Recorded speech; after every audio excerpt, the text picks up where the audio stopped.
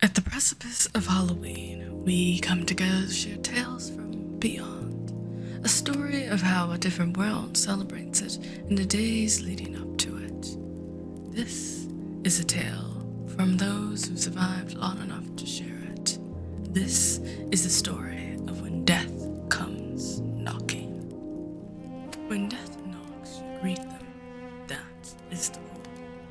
Death is cruelest, not to the lonely, but to those who live among others.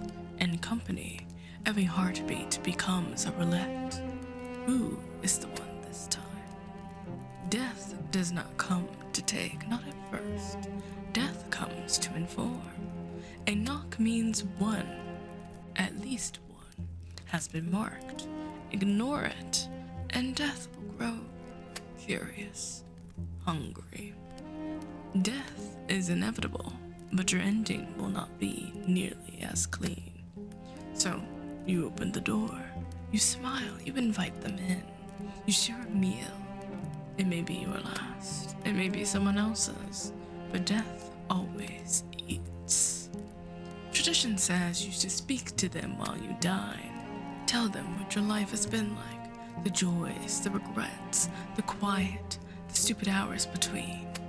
Those who refuse to speak feel the full weight of death's silence pressing down upon them, a silence that stretches across the table and crawls down their throat until it fills their lungs. This time of year, death never rests. The border between the realms thins. The planet groans in hunger.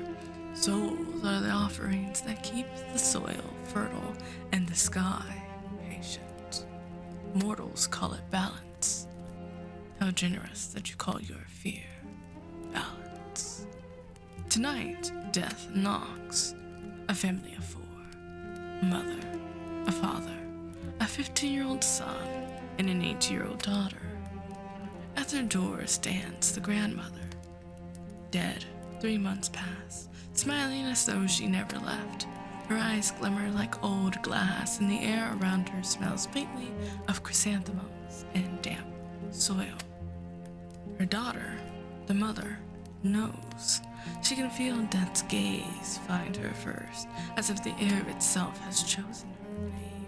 Death knows that relief flutters somewhere beneath her ribs, but fear follows close behind. The husband who answered the door remains as stiff as carved wood. The grandmother greets him sweetly, as she did when alive, though her breath leaves frost on his shirt. The daughter squeals with delight. Grandma came back just like she said she would.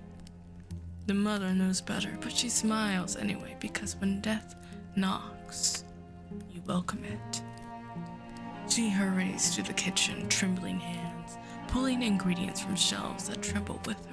The house creaks, tired bones beneath a tired roof.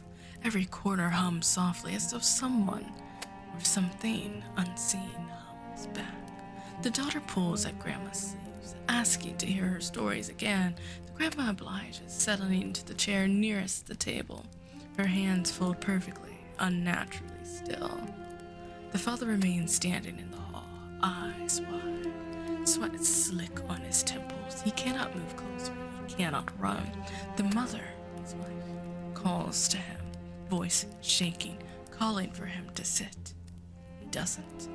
The room grows hotter. Too hot. The smell of iron and smoke laces through the air. The shadow begins to stretch along the walls, bending raw and thick and heavy as oil. The daughter begins to cry at the disarray.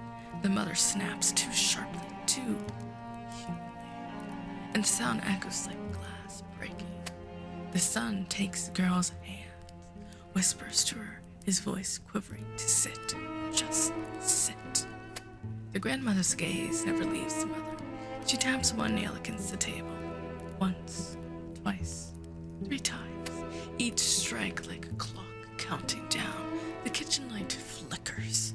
The mother's hand slips. Pot clatters. Oil hisses. Fire blooms like breath.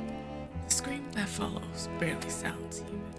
The grandmother does not. She watches the fire consume the walls, the ceiling, the family, each cry blending into the other until all sound becomes one long, trembling note. The air itself seems to pulse. The father lunges forward to save his wife, his foot breaking through the burning floor. The son, in turn, grabs his sister in bronze, dragging her towards the door. The sister screams in fear, calling out for her mother, calling out for her father, as she hears them both unleash this blood-curdling scream. The son almost makes it. Almost. But the shadows move faster than fire. They take shape as crows, their wings like tearing paper, their eyes reflecting nothing. They dive, shrieking through smoke and light, and one latches onto the sister's arm, yanking her backward. She screams.